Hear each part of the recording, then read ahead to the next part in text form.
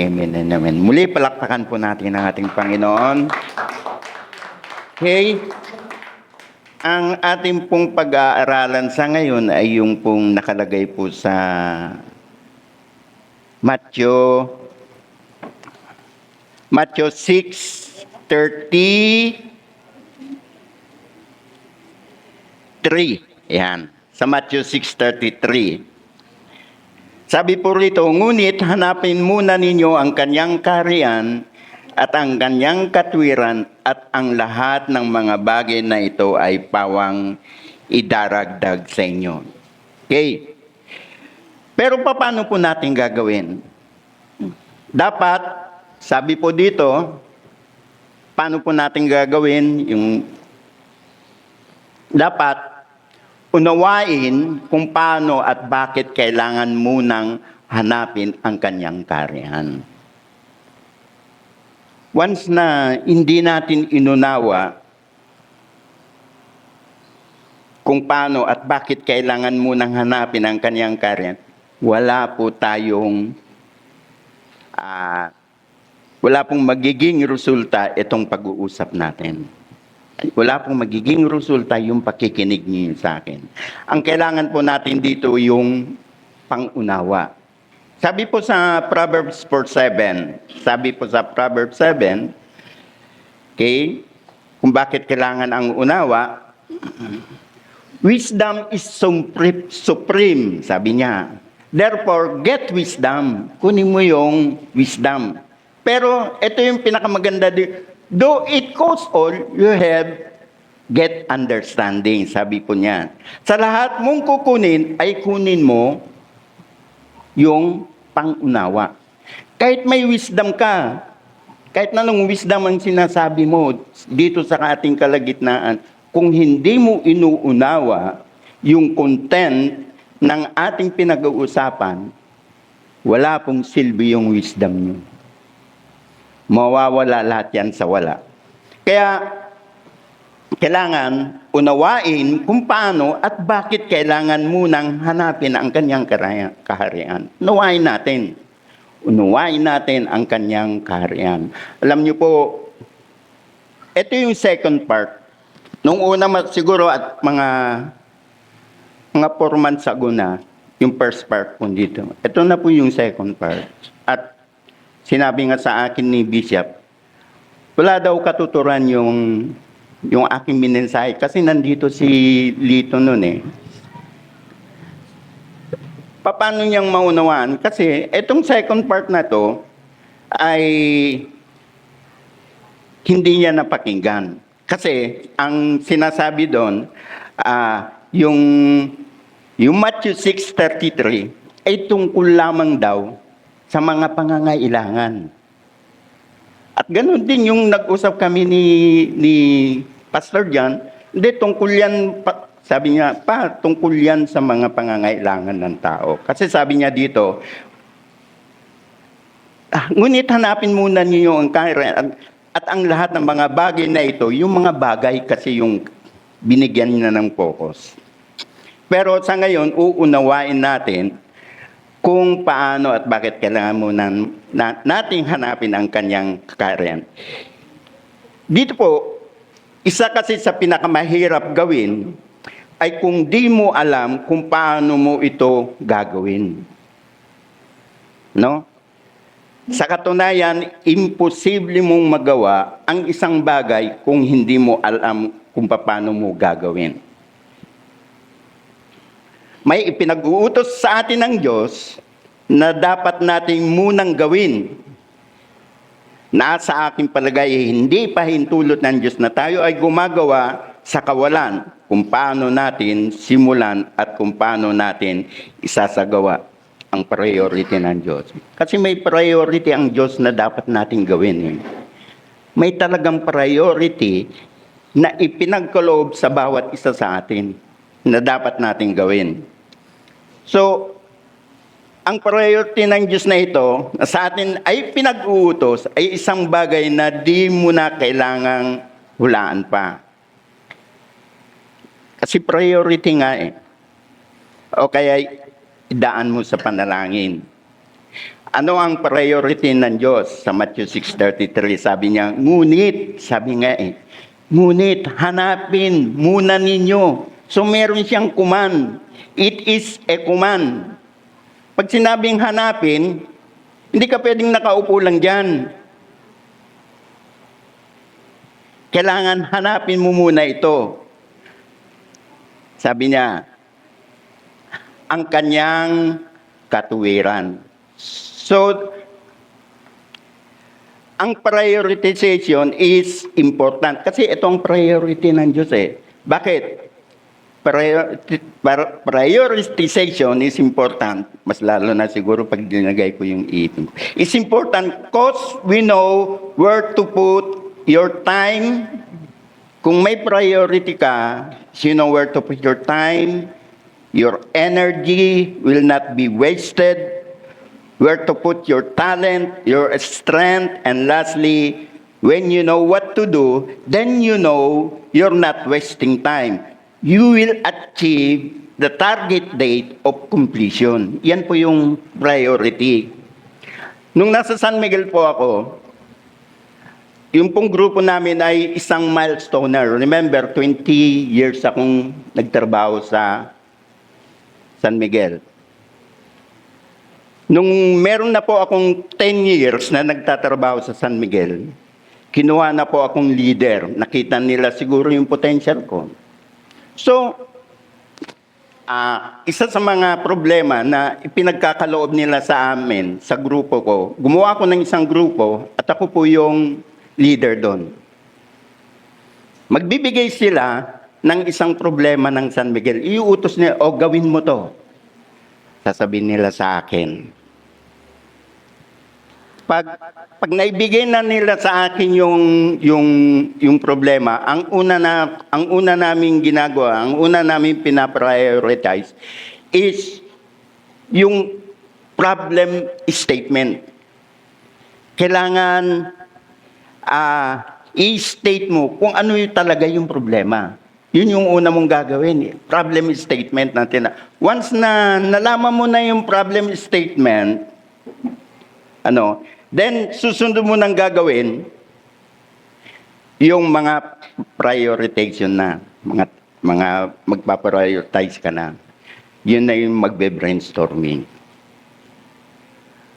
At sa 10 years ko na bilang isang leader sa San Miguel, naka-achieve po ako ng, isa sa mga na-achieve ko, isa ako sa mga milestoner sa mga project na ginagawa ng San Miguel. At isa nga doon yung pinagkaloob nila sa amin na grand prize is yung 3 days namin sa Cebu, may allowance, kumpleto lahat. Lahat ng, ganun po yung naging resulta. Dahil doon sa tinatawag na priority. Ayan. Ngayon, pag-usapan naman po natin ang Matthew 13:1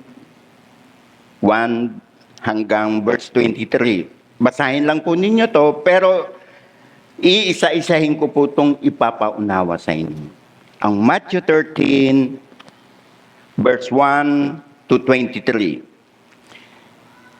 Nais kong unawain natin mabuti ang mensahe ng ating Panginoon. Kasi ito yung mensahe ng Panginoon sa atin. At gawin binhi sa ating puso at isipan at ating tong itanim sa ating mga puso. Sapagkat sa buong gospel ng Matthew, Mark, Luke, and John, iisa lang ang ipinagkaloob na mensahe ng ating Panginoong Hesus. Ito po ang gusto kong itanim sa inyo. Kahit sino po rito, iisa lang sa 4 gospel na ni Jesus Christ, gusto kong ilagay ninyo to sa inyong isipan.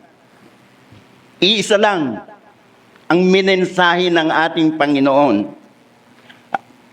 At walang iba kundi yung Matthew 4:17. Tama ba yung 4:17? Kasi sabi niya dito, mula noon, si Jesus ay nagsimulang mangaral na nagsasabi. Magsisi kayo sapagkat malapit na ang kaharian ng Diyos. Sa English, maganda yan eh. Verse 17, from that time on, magsimula noon, hanggang sa matapos siya, ibig sabihin yan, from that time on, until he finished. Sabi niya, Jesus began to preach, repent for the kingdom of heaven is near. Tumingin kayo sa Matthew, Mark, Luke, and John kung meron pa siyang binigay na ibang preaching. Basahin niyo ang Matthew, Mark, Luke, and John. I-challenge ko ang bawat isa sa inyo kung nag-preach siya ng iba, maliban sa kaharian ng Diyos.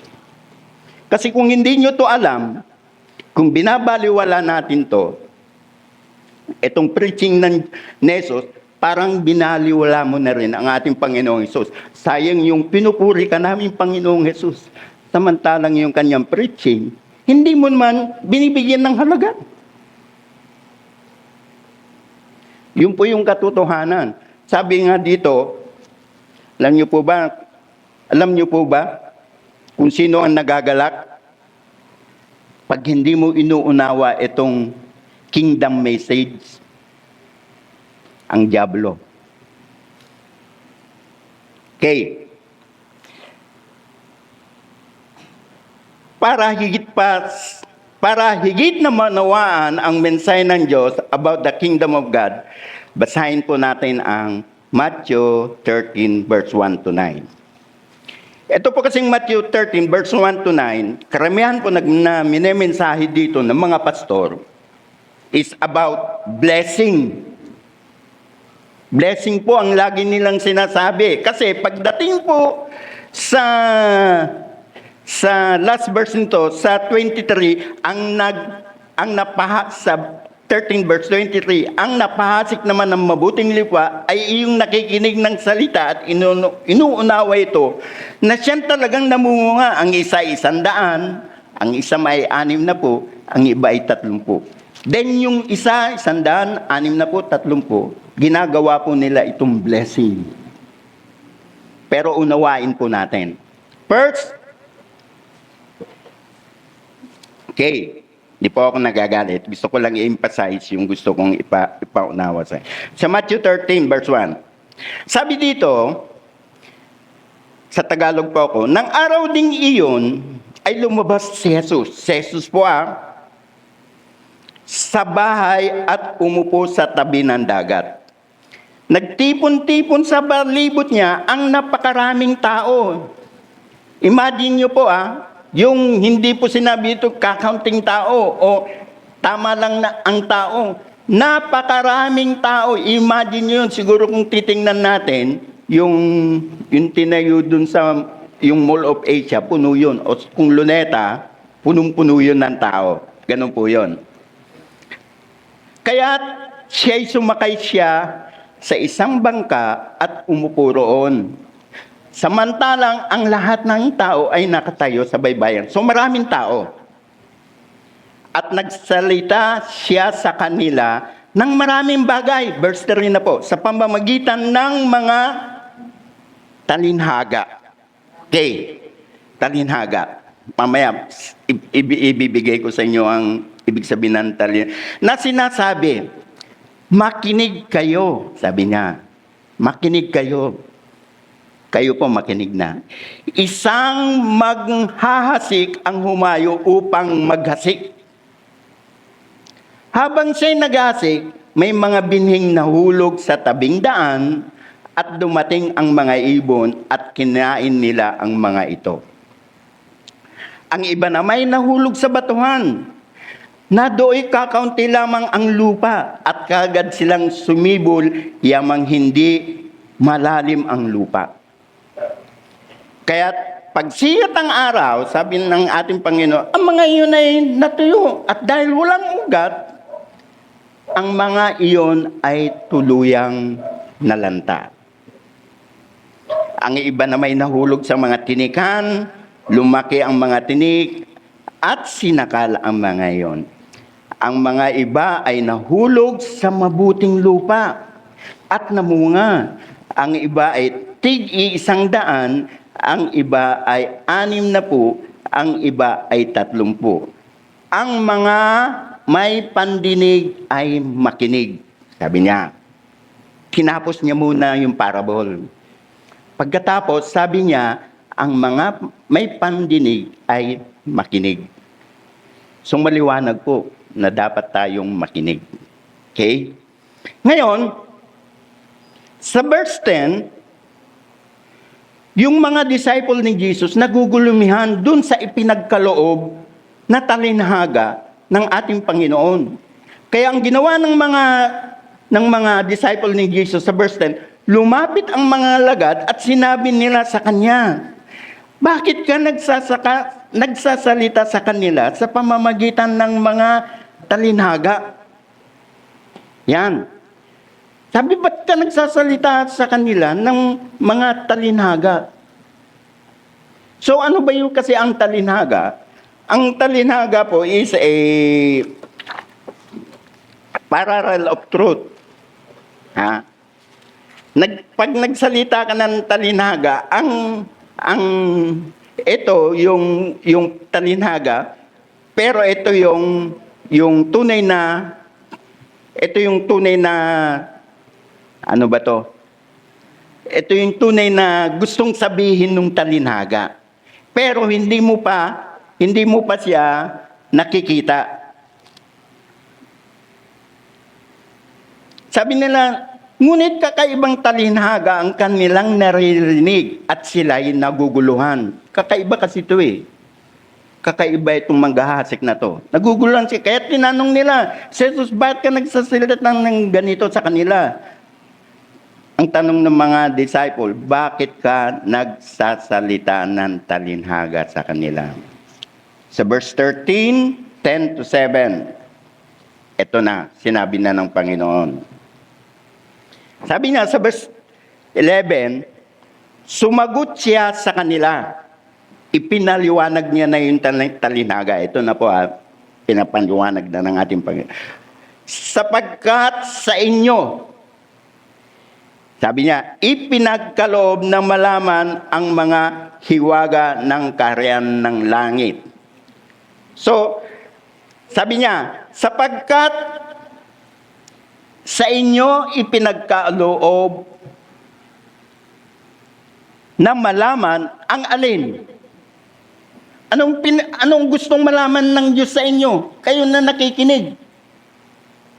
Ano ang gustong malaman ng Diyos? Anong gustong malaman ng Diyos sa inyo? Sagutin nyo. Anong gustong malaman ni Jesus? Tanyo, kasi hindi nyo nauunawa. Ang gustong malaman ng Diyos, sabi niya, sapagkat sa inyo, sabi niya ipinagkaloob ang hiwaga. Di ba? Naunawaan niyo po ba ito? Sabi niya, sapagkat sa inyo. Ano ang ipinagkaloob sa inyo ng Panginoon? Ano? Come on. Hindi niyo ba naunawaan? Ano ang pinagkaloob sa inyo? Ang hiwaga ng kaharian ng Diyos. Ano ba naman? Kaya nga sabi ko, unawain natin eh. Simple-simple. Sabi niya, sapagkat sa inyo, ipinagkaloob ang hiwaga ng kaharian ng Diyos. Pero sa crowd, tingnan po ninyo, sa crowd, ano sabi sa crowd? Come on, church, verse 11. Ano sabi sa crowd? Ngunit, sa kanila, hindi ipinagkaloob. Kaya ang pinagkaloob lang sa kanila ay, parable. Sa atin, yung hiwaga ng kaharian ng Diyos ay pinagkaloob. Ngunit sa kanila, yung crowd, ang tinutukoy dito na pinagkalooban, yung mga disciple niya. Nakukuha ba ninyo? Gusto kong makuha nyo to. Kasi pag hindi nyo to nakuha, hindi nyo maintindihan ang kaharian ng langit. Sabi ni Jesus, sapagkat sa inyo ipinagkaloob ang hiwaga ng langit. Ngunit, sa kanila, yung crowd, yung pong napakaraming crowd, hindi ipinagkaloob. Kaya napakahalaga na maunawaan ng bawat isa sa atin ang kaharian ng langit. The secret, hiwaga ang sinabi dito ng ating Panginoon. Ang hiwaga, hindi niya dinirect, kundi yung hiwaga. Okay? Medyo, sabi ng aking asawa, huwag masyadong lalaksan yung boses mo. Sapagkat sa inyo ipinagkaloob na malaman ang alin, the secret knowledge of the kingdom, given only to you, hindi sa kanila, repairing the multitude. To them is only a parable. Parable is a parallel of truth from imagination to reality. Okay? Parable. A parallel of truth from imagination. Ganito po kasi yun eh. Kaya binigay sa iyo ang parable, ito po ay may katumbas na katotohanan. Kailangan suriin mo yung parable na yung matagal mo muna yun bago mo malaman. Pero pag nalaman mo na, makikita mo na yung katotohanan ng parable. Ganun po yung parable. Kaya sa kanila, yung muna yung pinagkaloob, yung parable. Kasi balang araw, pag naintindihan na nila yung talinhaga na yun, malalaman nila, ganun pala yung parable na sinasabi ng Panginoon sa amin. Ganito pala yung kaharian ng Diyos. Okay? Sabi nga po dito, sapagkat sino mang meron ay bibigyan pa at magkakaroon ng sagana. Sabi niya sa verse 12, sapagkat sino mang mayroon ay lalong bibigyan. Ang ano ang magkakaroon tayo? Come on church, ano yung sinasabi niyang mayroon tayo? At magkakaroon siya ng kasaganaan. Yung about the secret of the knowledge of the kingdom. Kung meron ka noon, sabi ng ating Panginoon, sapagkat sino mang meron ay lalong bibigyan. Pag meron ka noon, pag meron kang secret of the kingdom, at magkakaroon siya ng kasaganaan. Isa sa mga bagay sa atin kung bakit hirap, talagang sumasagana tayo, pero yung paghihirap, yung bago natin makamit yung kasagana, meron dun talagang paghihirap. Hirap na hirap. Ang dami dyan. Kasi gusto natin lahat sumagana. Talagang sumasagana rin. Pero yung pagsagana nila para silang umaakyat sa bundok. Bakit? Kasi wala dun sa sikreto ng kingdom of God. Ang sikreto nila nasa tao. Sa tao sila nananampalataya. Yun po yung katotohanan. Kaya po dito, sabi, sapagkat sino mang meron ay bibigyan pa at magkakaroon ng kasaganaan sa paanong paraan. He who has what? The secret of the kingdom, sapagkat sa inyo ipinagkaloob ang hiwaga ng kingdom of heaven. Kaya dapat nating malaman ang hiwaga nito, ang kaharian. Dahil dito nakasalalay ang buhay natin. The more you desire to know the kingdom, the more He tell you. And if you will pursue, it will open up to you. kung talagang masidhi, kasi hiwaga eh, kung talagang masidhi ang gusto mong malaman, ang kingdom of God, i-open sa iyo to ng ating Panginoon. Sabi niya nga po dito, and if you pursue it, He will open up to you. I-open niya sa iyo kung ano yung... Ako po, sabi ko nga po sa inyo, almost 1 year ko na po itong pinag-aaralan. At nakita ko, naunawaan ko ang bawat binabasa ko na sa Bible. Ang Bible is about all the kingdom of God. Lahat ng bababasa mo sa Bible, connected dun sa kingdom of God. Pero hindi mo ito malalaman pag hindi connected. Kaya nga si Jesus, never po na-preach ni Jesus ang prosperity. Sabi niya, punta ka sa kingdom, nandun ang kasaganaan. Never na-preach ni Jesus ang healing. Basta't pumunta siya doon, hindi siya nagpipreach. O ganito, magpipreach o mag-exhort. Hindi, sasabihin niya lang, gumaling ka. Ganun lang. Di ba? Ikaw na bulag, sasabihin niya lang, kukuha lang siya ng putik, ipapahid. Kakakita na. Nag-preach ba siya? Tayo pinipreach natin yun. Kasi sa kingdom, mga ordinary work lang to. Na hindi dapat bigyan ng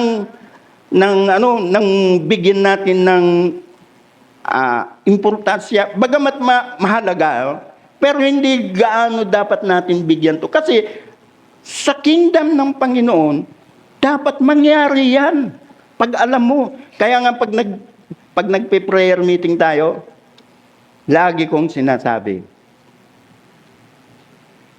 pag nalaman nyo ang kingdom, malalaman nyo ang healing, ang cross, lahat. Sa cross, pumunta sa ayaw at sa gusto natin. Ito po, sa ayaw at sa gusto natin, ang ating Panginoon ay mamamatay sa cross.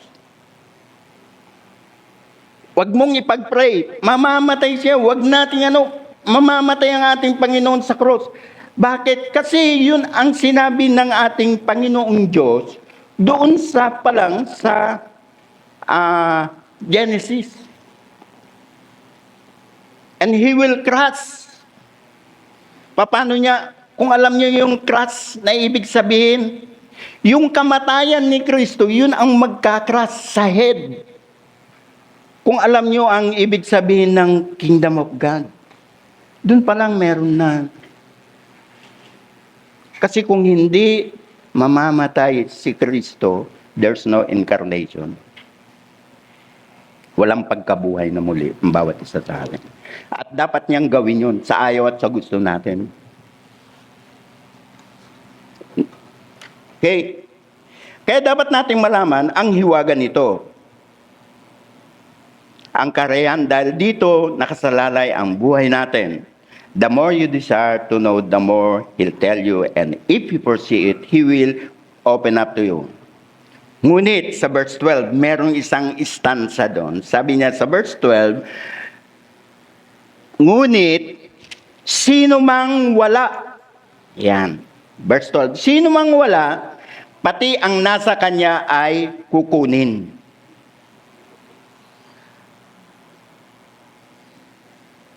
Alam niyo po ba kung sino ang kukuha? Pati ang nasa atin ay, kung wala ka, pati ang nasa iyo ay kukunin, sabi po dito.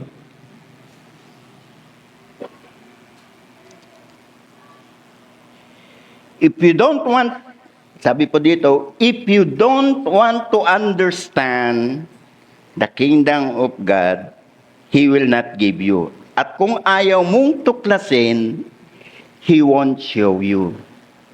Kung ayaw mong tuklasin ang kingdom of God, hindi pagkakalog to ng Diyos. Hindi siya mag-aaksaya ng panahon. Kaya nga, unan niyang ginamit dito is about talinhaga. Mamaya pag-usapan pa rin natin yun. Why? Dahil ang Diyos ay ang Diyos ay di kusang ipinapagkaloob sa iyo ang kanyang kaalaman. Ang kaalaman ng Diyos, hindi niya kusa itong ipinagkakaloob. Ito, kumbaga parang mahirap na salita to. Kasi sasabihin mo, ang Diyos ay di kusang ipinagkakaloob ang kanyang kaalaman. Di ba? Parang hindi magandang dinggin. Pero ito po yung katotohanan. Dahil ang Diyos ay di kusang ipinagkakalob sa iyo ang kanyang kaalaman, sapagkat siya ay banal, ang kanyang layunin ay dalisay, kaya't hindi ipapakita ng Diyos ang mga bagay na hindi mo hinihiling. Ayaw niyang masayang ang kanyang binhi na galing sa kanya. Hanggat hindi mo hinihiling, hindi ipagkakaloob ito sa iyo ng Diyos. Sapagkat yung kanyang layunin ay banal at dalisay. Kung ipagkakaloob sa iyo, hindi mo naman hinihiling, anong gagawin mo sa ipagkakaloob sa iyo? Masasayang lang. At ayaw ng Diyos na masayang yung hindi mo hinihiling. Kaya nga dito sinasabi, kung ayaw mong unawain, hindi pagkakalob sa iyo ng Diyos. Ang dami pong mga pastor dito na kausap ko na. Ayaw nila akong pakinggan pagdating sa Kingdom of God. Hindi, naman kami sa Kingdom of God, na ganyan na kami. Yun po yung katotohanan. Kaya pinaglalaban ko po itong Kingdom of God, kahit na po sa prayer meeting natin. Pinaglalaban ko po ito. Kung paano pinaglalaban ni Jesus ang Kingdom of God, doon ko natutunan na kailangan palang ipaglaban ko rin. Wala pong ibang mensahe ang ating Panginoong Jesus, kundi ang Kingdom of God. Basahin nyo ang Gospel.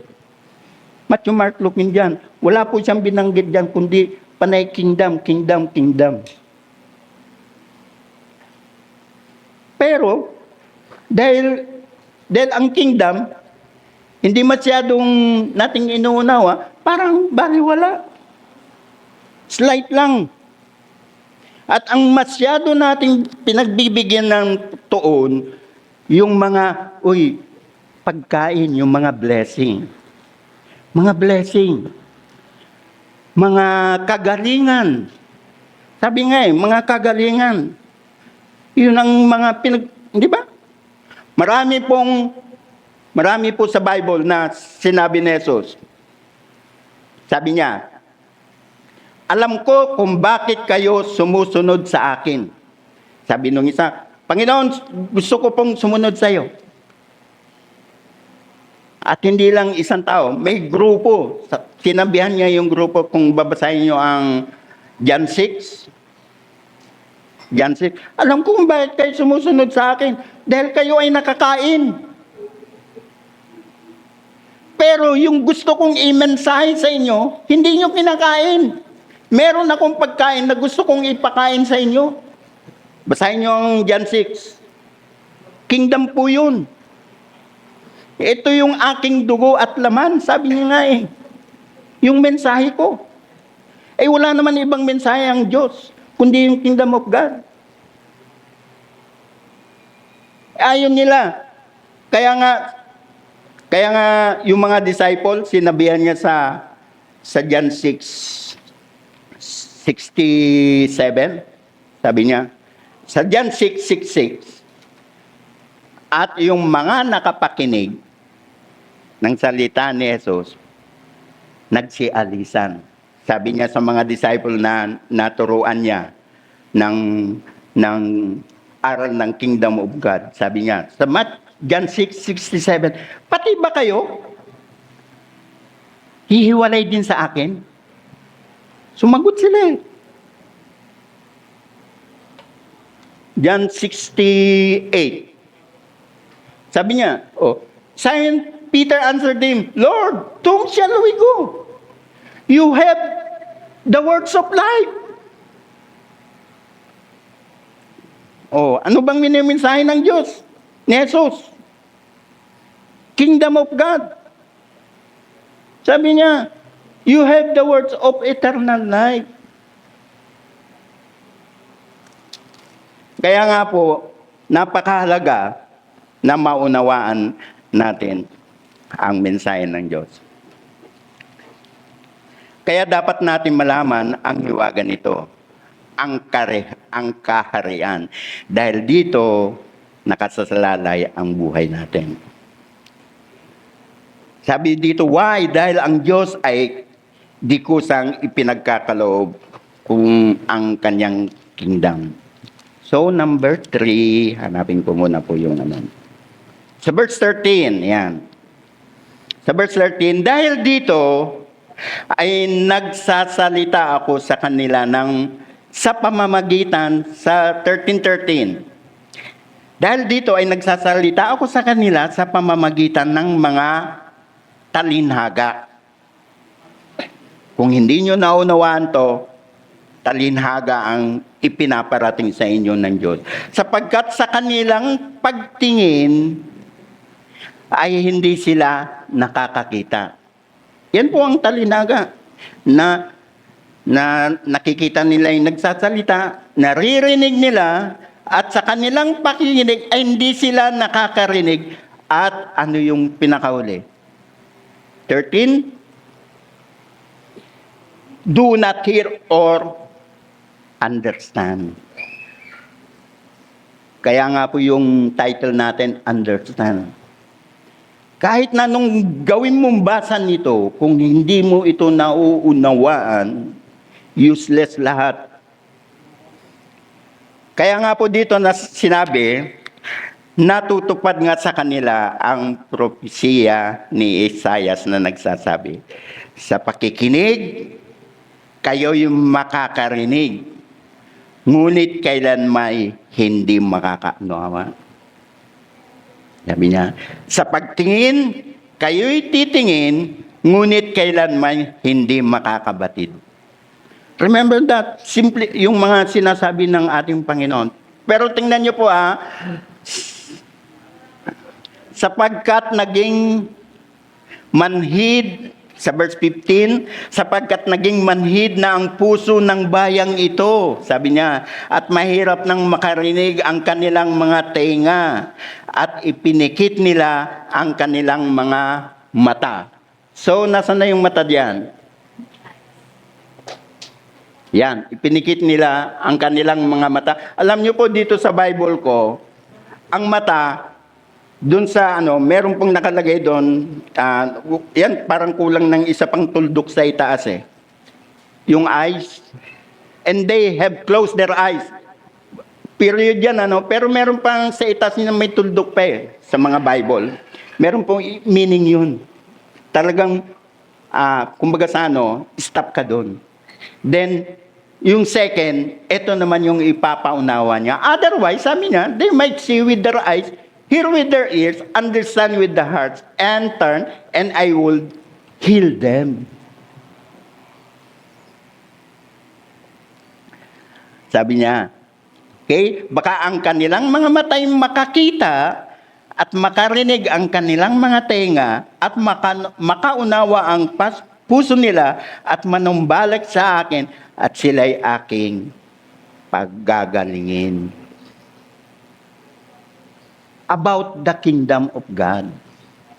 Yung message ng Panginoon. Kasi ang message niya dito, it's about tungkol sa maghasik. Ngunit, sabi dito sa verse 16, ngunit mapapalad ang inyong mga mata, sapagkat ang mga ito'y nakakakita, ang inyong mga tenga, sapagkat ang mga ito'y nakakarinig. Sabi niya, ito sa 17, katotohanang sinasabi ko sa inyo, ito po, bigyan natin ng emphasize to. 17, meron ba dyan? Verse 17. Basahin ko nga to sa English. For I tell you the truth, many prophets and righteous men. Ano yung ibig sabihin dito? And right, long to see what you see, but did not see, and to hear what you hear, but did not hear. Ano yung gustong malaman? ng mga prophet. Anong gusto mong malaman ng mga prophet? Yung the secret of kingdom of heaven. Yun po yun. For I tell you the truth, sabi ni Jesus, many prophets long to see the secret of the kingdom. Huwag po tayong iiwalay sa kingdom of God. Sino tong mga prophet na to? Sino tong mga righteous men na to? Sila Abraham, sila Moises, sila Joshua, righteous sila Daniel, righteous sila Job, prophet sila Isaias, si Joshua, si Nehemiah, si Obadiah, si Malachi, except for John. Si John na tinatawag nilang John the Baptist, except for John. Kasi si John mismo, siya ang nanguna sa pagpapahayag ng kingdom of God. Except for John. Linulong nila to. Kung yung mga prophets, mga righteous man, gusto nilang marinig, maunawaan itong kingdom of God, kayo pa kaya? Na napakahalaga ng mga taong yan sa ating Panginoong Diyos. Hinahangad nilang malaman at maunawaan ito. Basahin nyo. Di ba? For I tell you the truth. Nagsasabi ng katotohanan, hindi niya sinasabi ko sa iyo ang mga hindi tama. For I tell you the truth. Many prophets and righteous men long to see what you see. Doon po sa karamihan, baka iniisip nyo kasi magpiprint ako. Imagine nyo na habang sinasalita to ni Jesus, nandyan ang mga disciple at napakaraming crowd. At sinasabi niya, alam nyo ba, na itong ibinibigay ko sa inyo tungkol sa talinhagan ng maghahasi ay gustong malaman ng mga yan. Gusto ko lang pong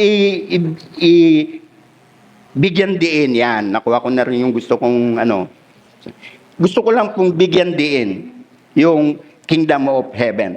Kasi marami po iba ang kanilang interpretasyon sa Matthew 13. Iba ang interpretasyon nila.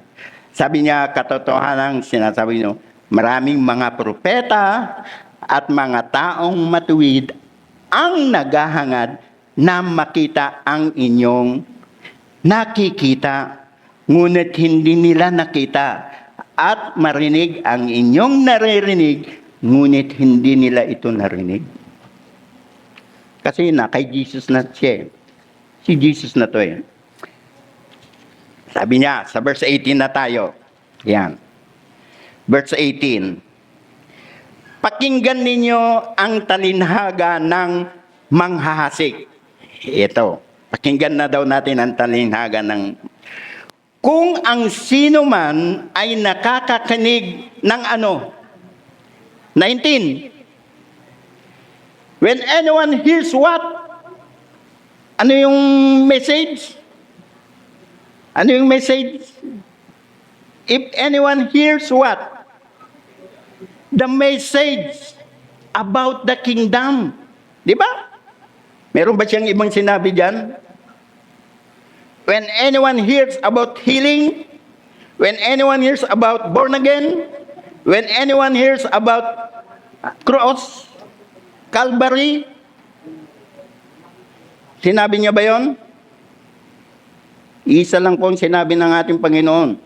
When anyone hears the message about the kingdom and does not understand it, the evil ones come and snatch away what's sown in his heart. Ito po yung napaka gandang ipaliwanag eh. Sabi niya, kung sino man ay nakikinig ng salita ng karyaan at hindi niya ito inuunawa, darating ang masama at aagawin ang nahihasik sa kanyang puso. Ito ang naihasik sa tabi ng daan. Yan. Pero bago ko simulan to, sa tuwing mangangaral ang Panginoon, there are 4 types of person na nakikinig.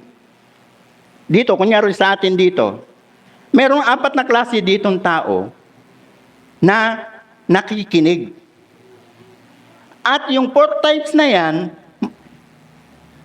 kung 4 types, kung 100% yung mensahe ng Panginoon, 25% sa isang crowd, sa isang grupo, 25% sa isang grupo, 25% sa isang grupo, 25% sa isang grupo. At yung 25% tayo, yun yung sinasabing sa batuhan, 25% yon, sa dawagan, 25% yon, sa daan, 25%, at yung matabang lupa, 25%. Ganun hinambing ng ating Panginoon yung kanyang sinasabing 4 na binaglagyan nung kanyang salita. Binhi is word of God. Na hindi nyo alam, ang binhi, yun po yung word of God. Kaya ang sabi niya, 4 na klase ang tao na napaghasikan nito. Kaya meron po dito sa grupo natin, 4 na klase din. Kasi naniniwala ako sa salita ng Biblia. Totoo po to. Bakit? Subukan mo, pumunta sa church, lalo na kung marami. May naghihika pa. 25% yon. Merong sabi niya, Amen! Amen! 25%. Tapos yung isa, nayamot. 25% dawagan. Tapos yung isa naman, nakikinig ng gusto. Matabang lupa. Okay? 25%. Sana isa kayo doon sa 25% na matabang lupa. Kasi kung hindi, dawagan, batuhan, tabi ng daan, wala po kayong mauunawaan.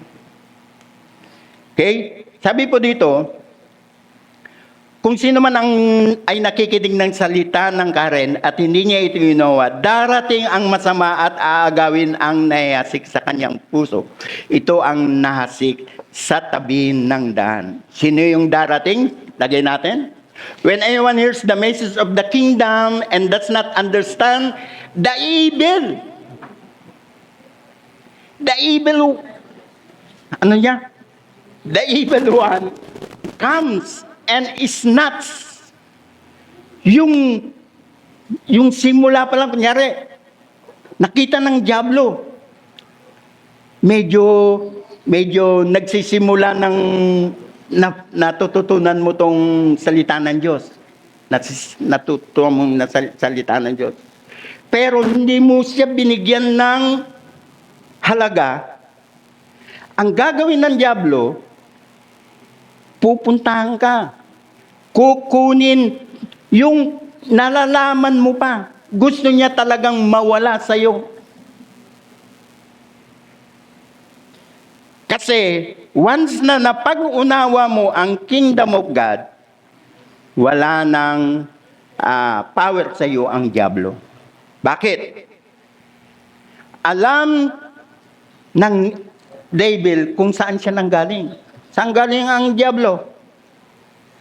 Galing siya sa kingdom.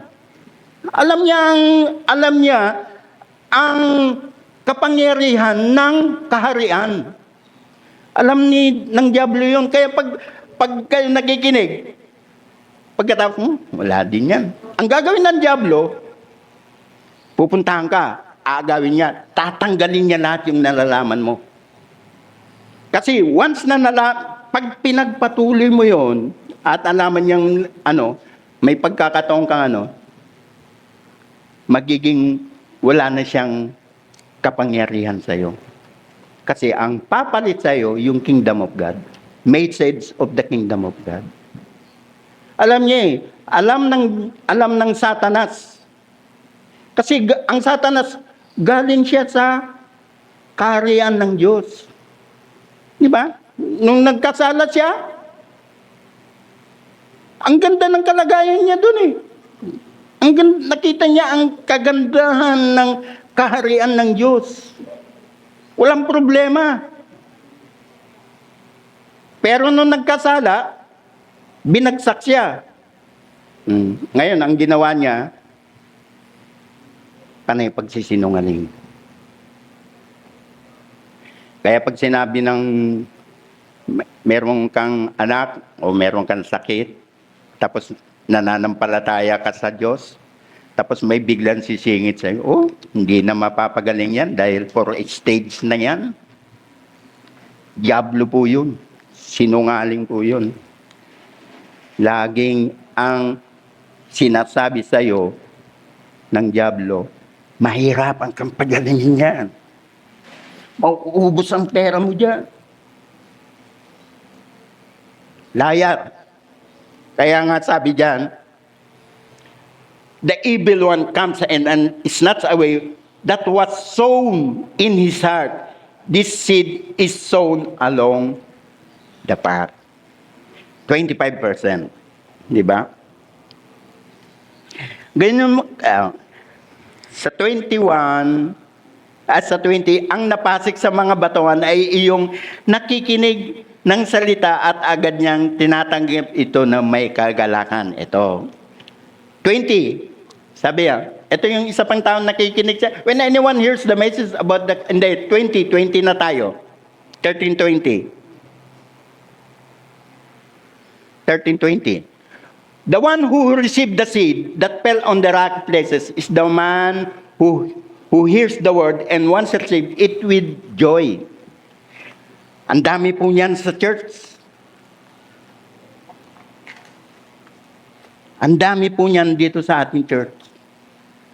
Pag napakinggan na yung message ng isang pastor ay napakaganda. Hallelujah! Hallelujah! Paglabas niya dyan sa pintuan na yan, hindi na po hallelujah. Ganun po yung sinasabi dyan. Amen! Amen!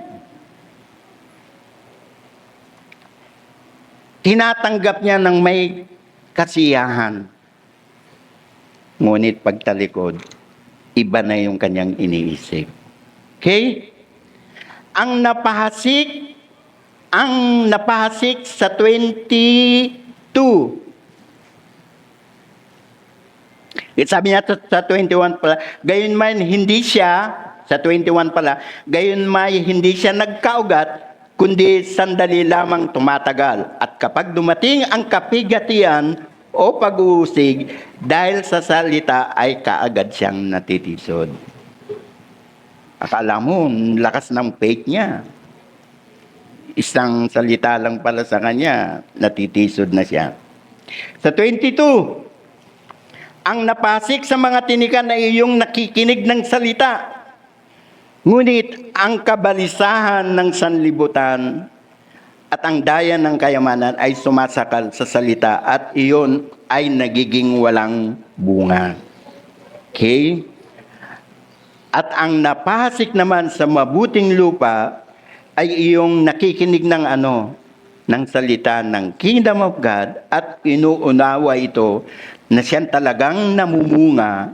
Ang isa ay 100 at iba ay 60 at ang iba ay 30. Alam niyo po ba dyan kung ano ang mini-message nila pagdating sa ganyan? Lalo na ang mga ibang pastor. Blessing. Magkakaroon ka daw ng blessing. Pero hindi nila sinasabi yung talagang mensahe ng Diyos na ang iyong napapakinggan ay yung kingdom, the secret of the kingdom of God. Bakit? Kasi, kaya niyan sinasabing 30, 60, 100, kasi natanim yan sa iyong matabang puso. Inabsorb mo lahat. Yung pag-absorb mo na yon, kumpleto yung puso mo eh. Meron diyang tubig na yung lupa mo mataba na. Anong mangyayari pag nahihasik yung binhi? Yung salita ng Kingdom of God ay magkakaroon kagad ng buhay sa iyo. Yun po yung katotohanan niyan. Dahil nasik yan sa kaharian ng Diyos. Okay? At malapit na po akong magtapos. 10:30. Yan. 10:30. Oops, sorry. Ang dami po kasi talagang, alam niyo po ba, pinag-aralan ko po itong maigi. Ayaw kong magkamali sa inyo na meron kayong,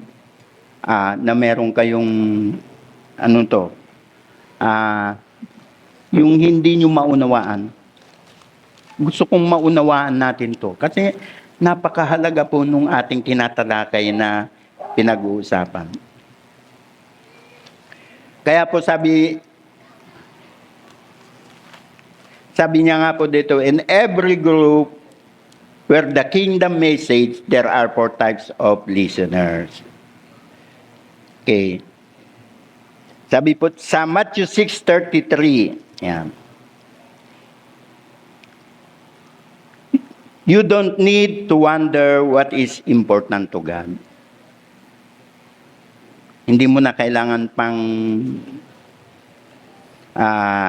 mapuzzle o wonder. Ano yung ibig sabihin ng wonder? You don't need to wonder. Kasi sa Matthew 6:33, sabi niya, Matthew 6:33, lagay natin. Sabi ng Panginoon, seek first. Seek first. Seek first the kingdom of God, His kingdom and His righteousness, and all these things will be added unto you. Isik mo lang ang kingdom of God. Hindi mo na kailangan pang magka-problema.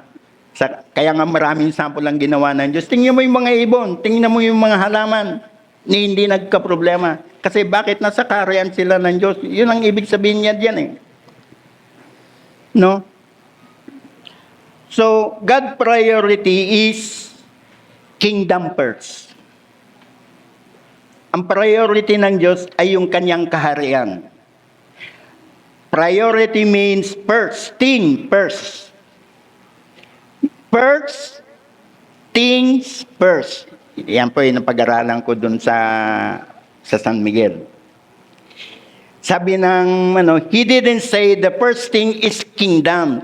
He says, hindi sinabi dito ng Diyos, ang first thing niya ay kingdom.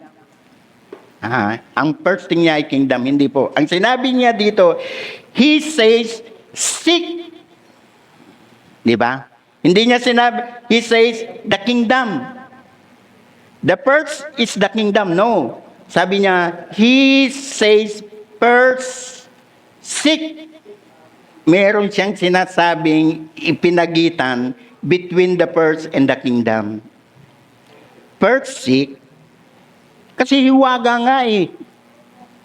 Hiwaga nga to. First, seek the kingdom. If you put it first, you're gonna do something to make it sure it first. Kaya nga, seek. Dapat meron kang gagawin. You got to seek first. Ang mahalaga dito, hanapin mo muna. Hanapin mo muna. Hindi niya sinabing, unahin mo ang kaharian. Hanapin mo muna ang kaharian. Kaya laging kong sinasabi, no, hindi nyo na ako narinig na member. Dito sa atin, dapat nga lagi natin sinasabi din sa church natin. Yan po yung citizen ng LJC. Di ba mas magandang pakinggan yun kaysa yung member? Sige nga, anong gusto nyo? Yan, si Sister Madel, citizen yan ng LJC. O yung, yan, si Sister Madel, member yan ng LGC. Alin ang mas gusto nyo doon? Kayo lang. Di ba mas maganda ang citizen? Hindi po ba? Kaya nga sinabi ng Diyos, citizen ka ng kingdom of God. Hindi niya sinabing member. You are a member of kingdom of God. Okay? Sabi po dito, kung yung pang-apat yung understand. Seek means to understand. Nothing is yours until you understand. Nakukuha niyo ba yung ibig sabihin nun? Nothing is yours until you understand. Ang isang bagay, hanggat hindi mo nauunawaan, hindi yun magiging iyo. Yung kaalaman, hanggat hindi mo naunawaan, hindi yung magiging iyo. Kaya si Brother Robert, yan, sample ko lang si Brother Robert. Alam niya na yung pagtatayo ng building. Kasi, naunawaan niya na kung paano magtayo ng building. Kaya, yung unawaan na yun, nasa kanya na. Hindi niya na kayang alisin. Sa ayaw at sa gusto niya, naroon na yun sa kanya. Kagaya ni Sister Edith, nananahi. Pag may dumating sa kanya, ano yung papagawa mo? O sige, lagay mo na, magkano bayad? Alam niya na kagad. Kasi naunawaan niya yung mga ginagawa niya. Ganon din sa Kingdom of God. Hanggang di mo naunawaan ang Kingdom of God, hindi magiging iyong pag-aari ang kaharian ng Diyos. Then, learn. Seek means learn. Seek means consider, to ponder, to discover, meditate. And last, desire to know, to get the revelation, and all the things you need will be added then to you. Okay. Meron pa yung sinasabing first. First means highest value. Kasi seek ye first. First means highest value, above everything, most important, before other, and priority. Yan. Dito na po ako magwawakas. Basahin po natin ang Lucas. Lucas 9. Paki-ano mo nga, Lucas 9:57. Siguro masyado nang mahaba. Kaya medyo ano. Pero wag po kayong mag-alala. Hindi po nanakawin ng diablo yung nasa inyo. Kagaya na atin na pag-aaralan. Okay, Lucas 9, verse 57 and 62. 57 and 52. Ito po. Sa Tagalog ko po babasahin, 57 ha. Habang naglalakad sila sa daan, ay may nagsabi sa kanya, "Ako'y susunod sa iyo saan ka man magpunta." Ito po ha. Nandiyan ba? Okay. Sa 58, at sinabi sa kanya ni Jesus, ang mga asong gubat ay may mga lungga. Ang mga ibon ay sa himpapawid ay may mga pugad. Subalit ang anak ng tao ay walang mapaghihilingan man lamang ng kanyang ulo. Ito mamaya ipapaliwanag ko. Ngayon, yung sumusunod, sinabi niya sa iba, "Sumunod ka sa akin," sabi niya. Subalit siya'y sumagot. May isang tao na sabi niya, na gusto siyang sumunod. O sige, sumunod ka sa akin. Subalit siya'y sumagot, "Panginoon," sabi niya, "hayaan mo muna akong umalis at ilibing ko ang aking ama." Anong ibig sabihin nito? Meron siyang una. First. Binaliwala niya yung seek ye first eh. Sabi niya, "Hayaan mo muna, Panginoon, na unahin ko munang ilibing Eh sinabi ng Diyos, sige, sumunod ka na sa akin. Di ba? Sige, sumunod ka na sa akin. Pero kasi sinabi niya, sabi niya, ang mga asong gubat ay may mga lungga. Pinarinig niya muna to eh. Ang mga ibon sa himpapawid ay may pugad. Subalit ang anak ng tayo walang mapaghiligan man lamang ng kanyang ulo. Wala man lang siyang mahigaan. Ibig sabihin nun, sinabi niya sa kanya, okay, sumunod ka na sa akin.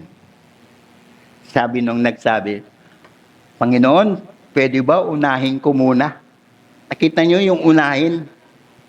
Unahin ko munang ilibing yung aking ama.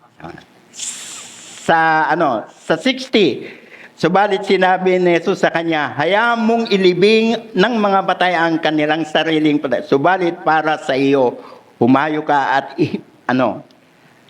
sa 60, subalit para sa iyo, humayo ka at ipahayag mo ang kaharian ng Diyos. Anong ibig sabihin dito ng Diyos? Huwag yung paglibing mo sa magulang mo ang unahin mo.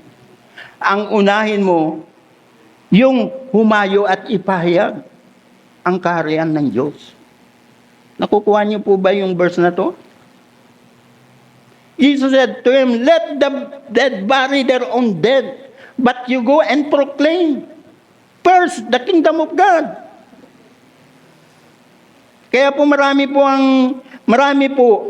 ang hindi nakakaunawa sa mga sinasabi ni Jesus.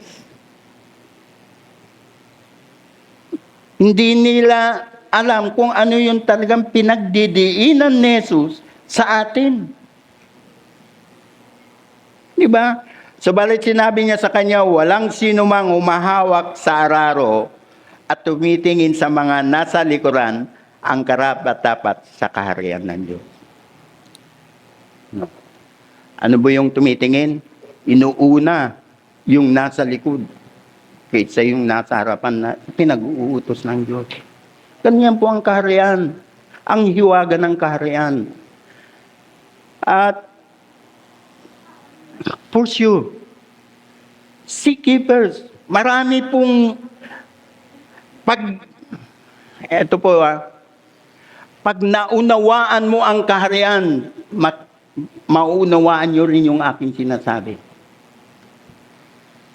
Maunawaan nyo na dapat ipahayag natin ang message ng Diyos. Ang kaharian ng Diyos ay narito sa atin. Pag narito sa atin ang kaharian, dapat masagana tayo. Tayong mga nananampalataya sa Kanya. Amen? So, salamat sa Panginoon. Nawa, marami pa po akong ipagpapatuloy ng mga aral ng kaharian at gusto kong intindihin niyo to. Ito pa lang po ay first session nung aking napag-aralan. 4 months bago ko ulit yung unang parts nito na i-preach ko. Yung second part na po itong sinasabi ko sa iyo. At kung kailan yung second part, yun ang pinakamaganda, hindi narinig ng ating bishop. Kaya nung nagkaroon siya sa akin hindi ko siya masisisi kasi hindi niya narinig yung second part. Kaya nung nag-comment siya about may message, sabi niya, ano ba yung message na yan? Sinabayan niya po talaga ako ng gano'n. Dapat ganito yung title mo, sabi niya pa nga eh. Pero sabi ko, kasi yung second parts, hindi niya narinig. Pero itong narinig na niyo yung second parts ng Kingdom, the message of God. Matanim nawa at magkaroon tayo ng unawa tungkol sa sinasabi at minemensahe ng Diyos ng ating Panginoong Jesucristo sa atin. Tayo pong lahat